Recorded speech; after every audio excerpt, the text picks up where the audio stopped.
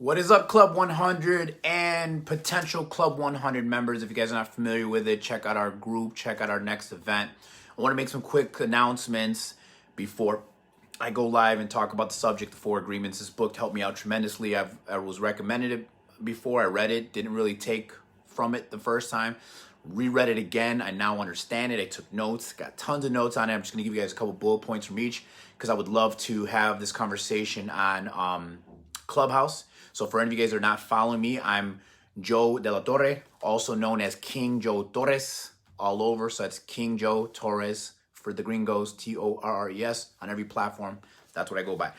All right, so first things first, July 1st, I'll be going live with Summer. She's one of our group members in Club 100. We're going to be talking about branding. As you guys know, she's a graphic designer. She does a lot of different great work. You guys will see some of them. We'll post some of it. So be available for that. That's this Thursday. On July 12th, for some of you guys that came out to the Club 100 meeting that we had at Empire in downtown Naperville, you guys might have met Lauren Harris. He's a executive producer for 360 TV, but also he does a live called Bathroom Moments, which I will be interviewed with him on July 12th at 8 a.m. Central Time. July 21st, we actually have a venue that we also we got by Lauren, and as I get more information, I'll give it to you guys, but we will be hosting that event. Our next Club 100 event we'll be hosting on July 21st, so be available for that. We'll probably be able to let more people in. It won't be hosted at a restaurant. It'll be held at an acupuncture suite, so there'll be a little bit more room. But also on July 25th, for some of you guys that didn't see this, I'm going to be hosting a 420 event for anybody that's ever been interested in working for the cannabis industry, or dispensary, should I say, and anybody that wants to get licensed to do edibles or anything of that nature. Anybody that, if you want to get in the business of 420, then you want to attend that or at least get more information about it and sign up for that class. So we'll talk more about that. Can you believe it or not? I posted something about, you know how you get all these weirdos that always send you these friend requests and it's just a profile to try to get you to go to some sex site or whatever. I almost got banned because I was talking about it with people and I posted it to show them, and I almost got banned. But if you guys don't follow me on Clubhouse, do that. I'll follow you back because I want to organize a Clubhouse ongoing meeting so we can help each other build our followings. And because obviously you guys know Clubhouse, what I've learned by watching just a little bit of Clubhouse is that most of these people all work together, right? Powers organized effort to help each other out and build a following. So let's go right into the 4 agreements. Again, if you guys never read the book, it's by Don Miguel Ruiz, and it kind of talks about a lot of different things, but we'll go right into them, and I'm going to give you a couple bullet points from each one, and then you guys can pick up the book, or you can join us on our Clubhouse when we go live about it. But the first agreement is be impeccable with your word. And most people, when they first hear that, they think it means you being impeccable with your word towards others, which I think that's just common sense. But no, what we're talking about in this one is being impeccable with your word with yourself. Now, how many of you guys watching this video, whether this live or replay, how many of you guys are guilty of being your number one critic, constantly putting yourself down, constantly doubting yourself, constantly second guessing yourself? That could be in your own head, but it also could be around all the influence around you. You know what I'm saying? So let's talk about that. One of the things he talks about in the book is one word. Listen to this. One word can change a life or destroy the lives of millions of people. Just a couple words that come out of your mouth can hurt people around you. That's why if you're going to be an influencer, you got to be very careful on some of the things you say because you kind of bring it on yourself, right? And here's another tip that he talked about. Everything you feel, believe, or say that goes against yourself is a sin. I'll say it again. Everything you feel or believe or say that goes against yourself is a sin. You should not be putting yourself down. You should constantly be building yourself up. Now, for some people, they think that's being cocky or overconfident or egotistical, but why would you put yourself down, right? When I talk to my children, I'm always elevating them. I'm always their number one cheerleader. But I also teach them they got to be the number one cheerleader for themselves because who else is going to do that? It's all your perception, right? And here's another thing he talks about. Use your energy in the direction of the truth and love for yourself. So to just break it down for number one, being impeccable with your word means you need to start being impeccable with your word for yourself. You need to start being your number one fan, your number one cheerleader. You need to believe in yourself more because there's probably a lot of people that make you second guess and doubt yourself, but who are they? They're not in your head. They don't have your vision. They're not going where you're going. They don't know why you do what you do. So be impeccable with your word is number one to yourself. Number two, this was very hard for me. Still to this day, it's very hard for me. Don't take anything personal. Don't take anything personal. And how many of you guys watching this video and how many of you ladies watching this video, when someone does something to you, says something about you, whatever, however it comes down, how many of you guys take it personal, right? So one of the things I learned from the book, and I got like 15 bullet points, but I'm gonna give you guys 3. You only take it personal when you agree with what the other person said, right? You've heard the quote before, what another person thinks about me is none of my business. And that's one of the things I used to say all the time. You can't offend me unless I respect your opinion, right? You can't offend me unless I respect your opinion. So at the end of the day, you only take it personal when you agree with that person, right? So that's one thing that you got to look upon yourself. If you're taking it personal, you might agree with what that person said a little bit, right? So think about that. And that would be going against number 1, which is being impeccable with your word against yourself, right? I don't worry about what other people say about me. And then one of my favorite quotes is, don't worry about what people think. They don't do it often. So when people, say things about you, you got to become ITC, which is immune to criticism, ITC. So number 2, one of the other bullet points is personal importance. It is the maximum expression of selfishness because assume everything is about you. So when you assume and take things personally, you just assume that everything's about you, right? I've had problems with that in the past where when I hear this or that and I take it personal. But again, why do I care what that person says or thinks about me? I think it only bothers me when it starts to become a thing now. Now more than one person coming back to me telling me this, because that person, which is your number 1 hater, some people that I talk to don't like that word, is also your number 1 fan because they're the only one that talks about you. They know everything about you and they want to make sure everybody knows everything about you. And anybody that spends their whole time and energy talking about other people doesn't really have much going on in their lives because they got nothing better to do than to talk about everybody else, right? Number 3, part of don't taking anything personal is nothing other people do is because of you. Now, I want to take a second to stop right there.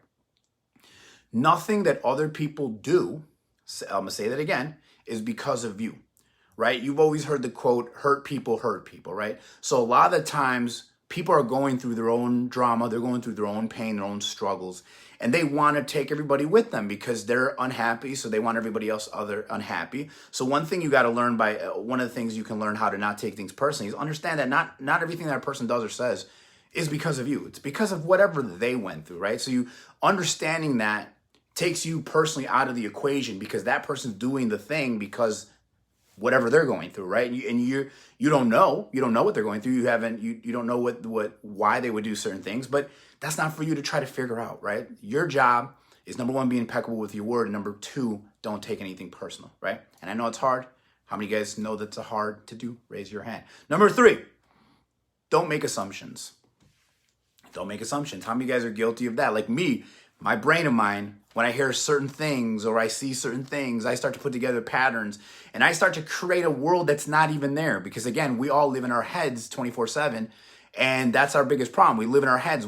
That brain of yours can work and make anything bad if you really wanted to, right? But number 3, don't make assumptions. Here's a couple of good examples. Problem with assumptions is we tend to believe them to be true, right?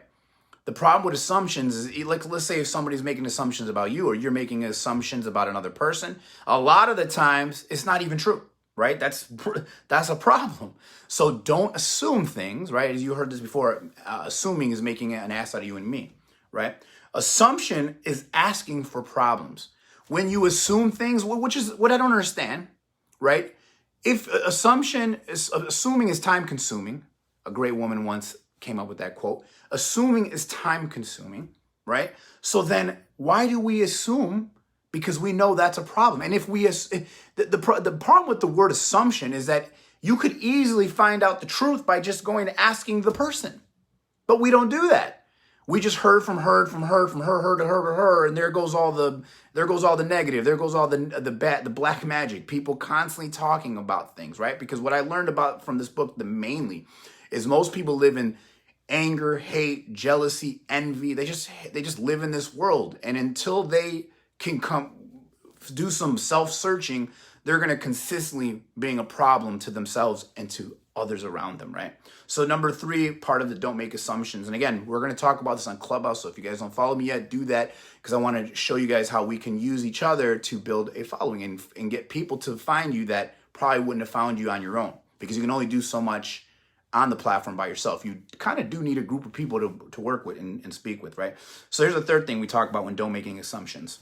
All the sadness and drama you have lived was assumptions and taking things personal, right? All the sadness and drama you've lived was a lot of it was assumptions, right? And a lot of it was taking shit personal, right? How many of you guys are guilty of this, right? Don't make assumptions.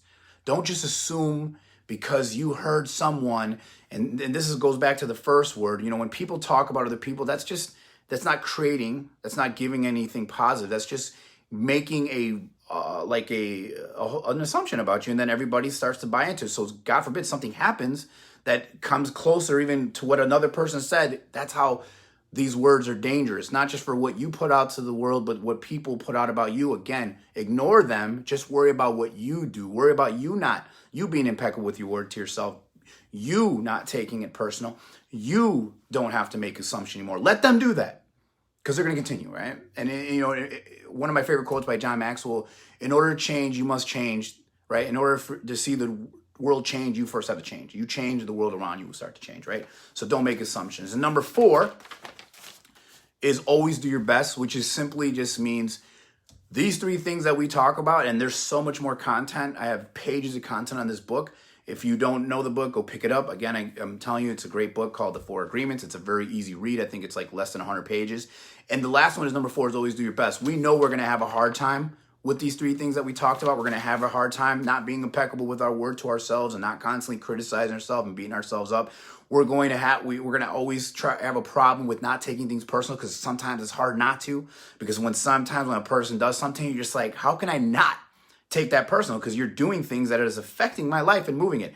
You have to be good at not taking it personal by just ignoring it, because again, that's their job, to constantly bring misery, because they live in anger, hate, jealousy, envy. They live in that world, so they want to bring as many people as they can with them, right? Number 3 is don't make assumptions, right? Don't make assumptions about yourself, about your significant other, about people around you. Don't do that. Don't get caught up in what other people do, because a lot of people love to gossip, and you guys know what I'm talking about. People love to gossip about each other. But as long as you stick to number 4, always do your best, knowing that every day you try to relive those 3 agreements and keep working on it. And we'll talk a little bit about that. Like, here's a good example. Doing your best means you won't judge yourself.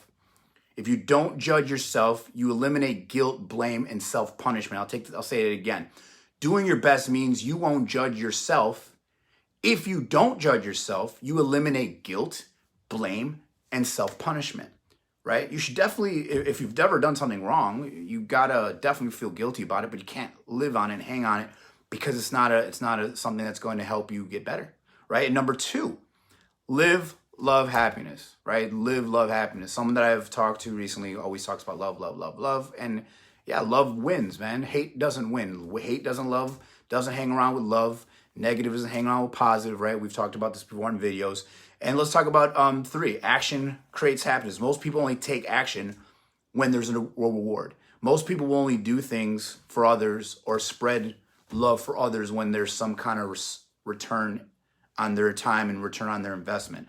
So to break it down, guys, number 4 of the agreements, always do your best. Try your best not to be impeccable with your word to yourself. Make sure you do number 2. Don't take anything personally. I know these are hard. And number 3, don't make assumptions. And if you guys do that, according to the book, and if it's worked for me personally, you start to live in a more peaceful place. You start becoming more of a peaceful warrior, and you start not to let things bother you. You start not to live in your head and constantly in a negative state because you're worried about everything around you, when the only thing you need to worry about is the world that you've created, the things that you say, the things and the actions that you do.